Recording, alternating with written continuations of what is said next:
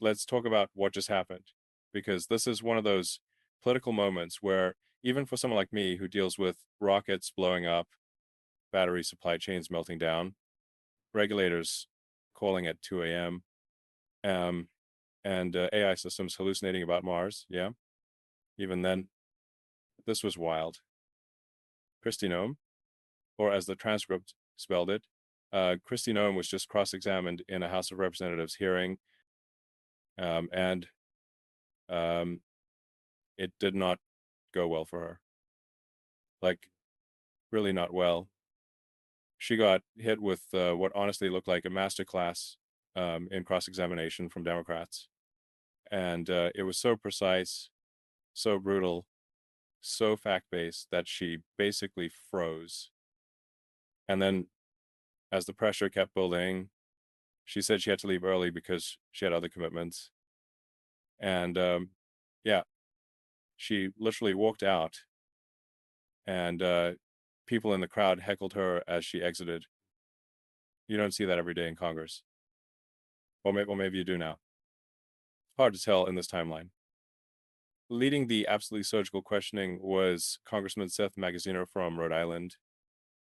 And look, I've seen some intense engineering reviews where entire rocket design gets ripped apart, but this was on another level. Magaziner asked questions the way a world-class systems engineer troubleshoots a catastrophic failure: direct, logical, unbreakable. And as someone who's watched a lot of engineers get grilled, I can tell you this man delivered. He starts with a simple, direct question: Madam Secretary, how many United States military veterans have you deported? Madam Secretary, how many United States military veterans have you deported? Sir, we have not deported U.S. citizens or military veterans. I don't believe you served in the military. I haven't either, but I think you and I can agree that as Americans, we owe everything to those who have served our country in uniform, particularly those who have served in combat. Do you agree with that? Sir, I believe that people that are in this United States that are citizens have legal status here. Madam Secretary, we are joined on Zoom by a gentleman named Se-Jun Park. He is a United States Army combat veteran who was shot twice while serving our country in Panama in 1989.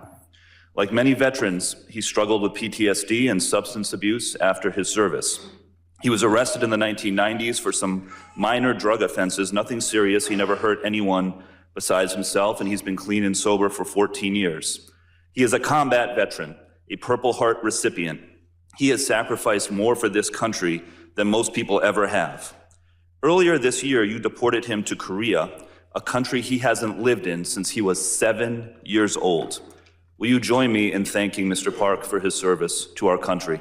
Sir, I'm grateful for every single person that has served our country and follows our laws. Can you please tell Mr. Park why you deported him? Every one of them needs to be enforced. But you understand that many veterans struggle with PTSD, many veterans struggle with substance abuse challenges. This man took 2 bullets for our country. You have broad authority, by the way, as Secretary, to issue humanitarian parole, to do deferred action. Will you commit to at least looking at Mr. Park's case to see if you can help him find a pathway back to this country that he sacrificed so much for? I will absolutely look at his case, but I want you to remember that Madam Secretary, the man behind you, please stand up, sir. His name is Jim Brown from Troy, Missouri. He is a Navy combat veteran who served our country in the Gulf War. He's married to a woman named Donna, who came to our country legally from Ireland when she was 11 years old. She has lived here for 48 years. Because of you, Jim's wife, Donna, has been in prison for the last 4 months. She did not come here illegally, and she has never committed any crime other than writing 2 bad checks totaling $80 10 years ago. She is currently in prison and facing deportation. Ms. Noem, will you thank Mr. Brown for his service to our country? Thank you, Mr. Brown, for your service to our country. Now, what possible explanation can there be for locking up his wife for 4 months when she has committed no crime other than writing a couple of bad checks for $80? Sir, it is not my prerogative, my latitude, or my job to pick and choose which laws in this country get enforced. You have and broad which ones discretion as don't. the secretary. We need to follow You can the issue law parole. You and can do all enforce kinds the of things, laws. but you're choosing not to. Will you commit again to just reviewing Donna's case and reuniting this combat veteran with his beloved wife, who also loves this country? I will review the case. Every administration uses it. Trump's team used it when it helped them politically. Biden's used it. Bush used it. Obama used it. Her answer violated basic public policy reality. Then things escalated. Congresswoman MacGyver tries to question her, and Noem keeps interrupting and talking over the congresswoman. To all of our Thank you, different Secretary agencies. Noem. Do you We agree have that using 200,000 DHS people that have resources signed to up to target ICE members of officers? Congress is an abuse of power? Excuse me, would you say that You again? would have heard me if you stopped talking If you and would listened to stop my talking questions. crazy, Do quit you making agree stuff up. that using DHS resources to target members of Congress is an abuse of power? We are not doing that. We are out there enforcing the law, doing our work, and we are allowing oversight Of course, we're not visits going to get more any than the answers. With entire that, Joe Mr. Biden Chairman, I administration yield did. back. Gentlelady yields back. I now recognize the gentleman from Oklahoma, Mr. Keene, for 5 minutes of questions. Noem tries to dance around it. But the question reflects reporting from outlets like Politico and CNN, which documented instances where DHS under Trump was used to surveil journalists, activists, and political opponents. So the context was grounded in actual events, not hypotheticals. But we're not even halfway through the meltdown. Next comes Congressman Dan Goldman of New York, a former prosecutor. So, yeah, he came prepared. He asked the simplest legal question imaginable. Do you agree asylum is a lawful pathway into this country? To the 5 minutes, I'm sorry, but gentleman from New York is now recognized, Mr. Goldman, for 5 minutes. Secretary Noem, let's talk about the law. Do you agree that asylum is a lawful pathway to immigrate to this country? Yes or no? There's an asylum program, yes, in place. All right. So That was immigrants abused under then the with Biden ongoing asylum applications are legally in this country, correct?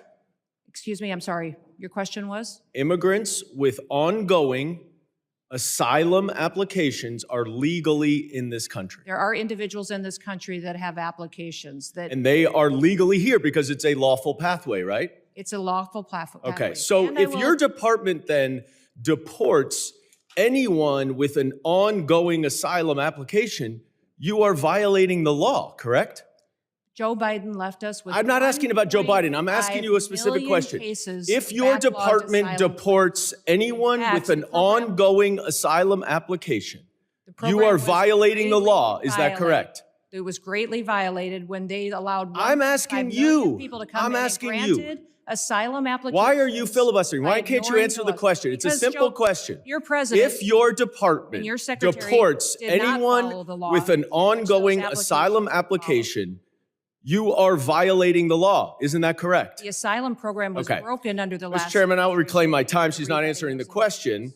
But the obvious answer is that yes, if you follow a lawful pathway, asylum is a lawful pathway. If you have an open asylum case, you are here lawfully. But the problem that we are seeing around the country is that you are not following the law. Don't tell us to change the law. If you don't like the asylum system, you change the asylum law. Bring it to us. We'll work with you. I think it needs to be changed. But you can't just decide that you're not going to follow the law, and asylum is a law, and deport people who have ongoing applications. Unfortunately, that is exactly what's happening. It's happening across the street from my office right in New York City. Goldman repeats the question again and again and again. Every time she dodges. And the more she dodges, the more obvious it becomes that, yes, her department was deporting asylum applicants, which is, by definition, unlawful. Reuters, the Washington Post, and the ACLU all reported similar violations during the early and middle Trump periods. This wasn't theoretical. this was established misconduct. And then just when the pressure reaches maximum heat, she cracks. She says she has to go, not because the questioning was over, not because the hearing ended, but because she had other commitments. Dollars immediately, and we're responding immediately to our people. I just I said have that- to actually leave this hearing early because the FEMA Review Council is giving their report today on suggestions for changes to FEMA. and Thank I you for have not to- taking your foot off the I gas have on to that. co-chair it, but I will be leaving soon to have to go do that. But And she walks out on camera during cross-examination. As she leaves, the crowd heckles her. I recognize a gentlelady from Texas, Ms. Johnson, for 5 minutes of questions. I'm just going to take the position that she was scared of my questions.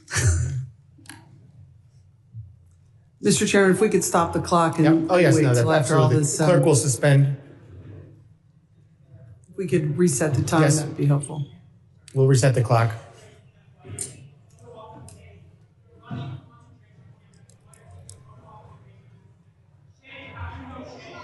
Gentlelady, prepared.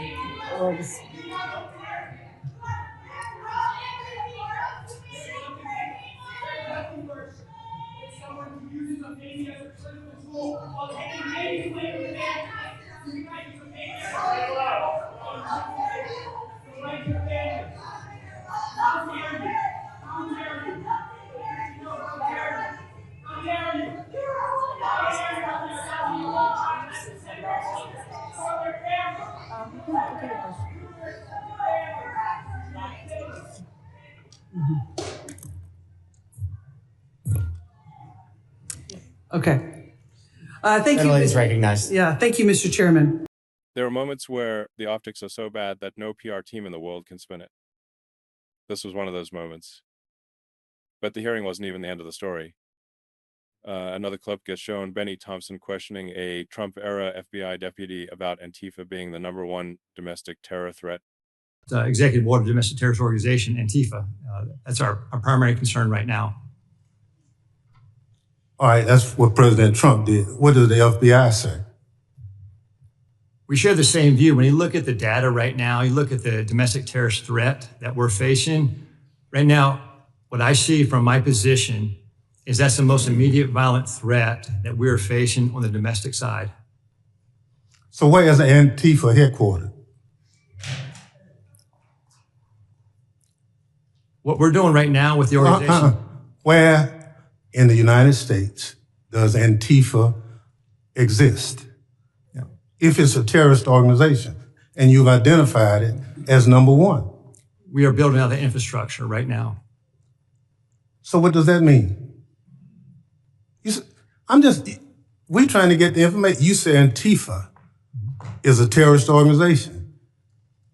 Tell us as a committee, how did you come to that? Where do they exist? How many members do they have in the United States as of right now? Well, that's very fluid. It's ongoing for us to understand that. The same, no different than Al Qaeda and ISIS. No, I don't want you. I'll ask one question, sir. I just want you to tell us. If you said Antifa is the #1 domestic terrorist organization operating in the United States, I just need to know where they are, how many people. I don't want a name. I don't want anything like that. Just how many people have you identified with the FBI that Antifa is made of? Well, the investigations are active. So you wouldn't come to this committee and say something you can't prove. I know you wouldn't do that.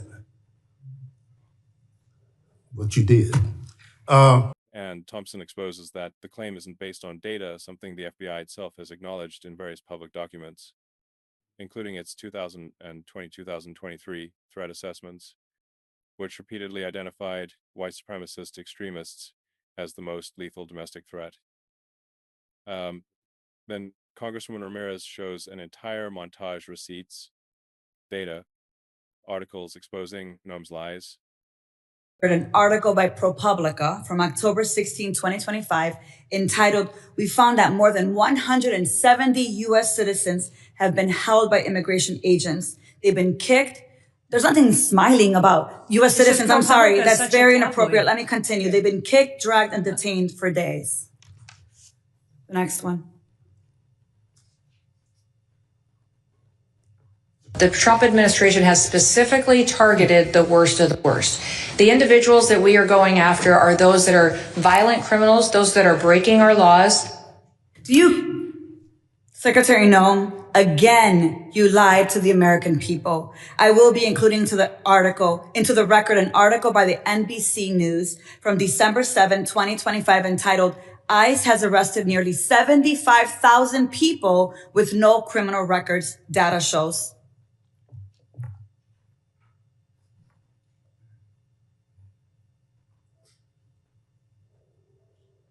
The co-equal branch of government, and it is your obligation as a member of the executive branch to honor decisions made by the highest court of the land. Yes or no, Secretary? We are abiding by all federal judges' orders. Absolutely. The Justice Department said that when the administration was ordered back in March to stop sending detained migrants to a mega prison in El Salvador, you personally made the final call to continue the flights anyway. Is that correct? And the decisions that are made on deportations, where flights go and when they go, are my decision at the Department of Homeland Security. And we'll continue to do the right thing, continue to work and protect Americans, no matter what radical judge comes out and tries to stop us. We'll do. You lied on the record, and you lied to members of this committee. You violated court orders by not turning around deportation flights bound for El Salvador, where we know that hundreds of people under your leadership have reported that they were raped, they were beaten, and they nearly died. And your agents used chemical weapons in Chicago despite court orders from District Court Judge Ellis forbidding their use. Secretary Noem, you, Gregory Bovino, and your ICBP and DHS deputized agents have waged an unaccountable, unlawful, unconstitutional war against communities across the nation. And she still denied all wrongdoing. Another congressman shows that Trump himself pushed DHS to go further, even after illegal detentions, chemical weapon use, and constitutional violations. Donald Trump said that your ICE agents haven't gone far enough. Do you think terrorizing American citizens and assaulting peaceful protesters isn't far enough?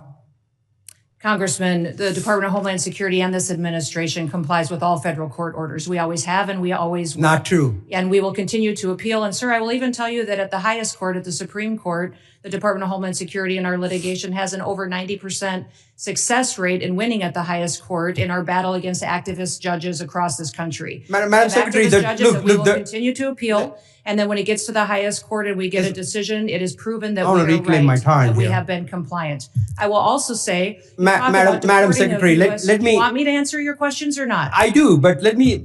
You haven't been telling us the truth. Look, there have been at least 170 known cases of citizens being arrested or detained by federal immigration agents this year alone. This is the truth.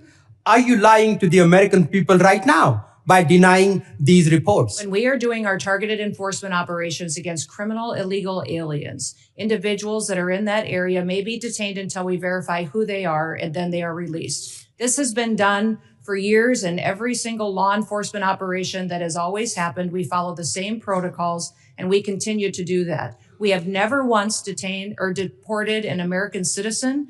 We have not held them and charged them. When we find out and verify their identity, then that is when they are released. You also— Courts repeatedly found her department in violation, yet she insisted they always comply.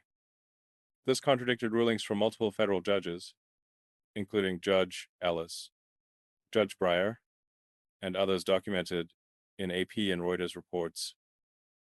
And then the weirdest twist of all, while she claimed to be too busy to stay in Congress and answer for unlawful actions, the DHS under her leadership somehow found plenty of time to produce propaganda-style videos, weaponized content showing ICE agents roughing up migrants, set to pop music like Sabrina Carpenter.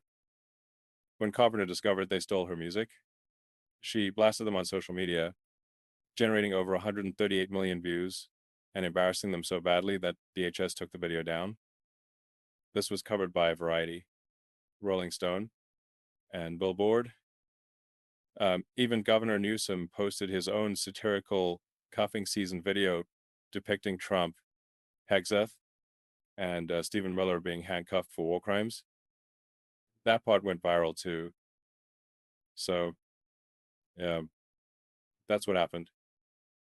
A DHS secretary under Trump walked into a hearing, got asked for facts, couldn't provide any, got confronted with evidence, couldn't explain it. And when the questioning cornered her, she left. That is not strength. That's not leadership. That's not law and order.